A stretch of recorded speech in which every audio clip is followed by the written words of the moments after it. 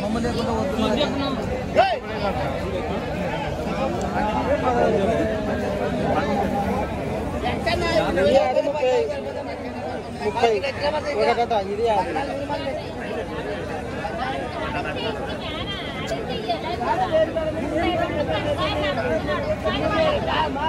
ఎన్ని తెచ్చాను అన్న? 5 తెచ్చినా.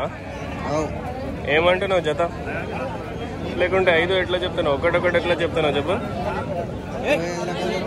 25 ఒకటా? ఎంత కడుగుతున్నారు? 2000. పండ్లు వేసినాయా?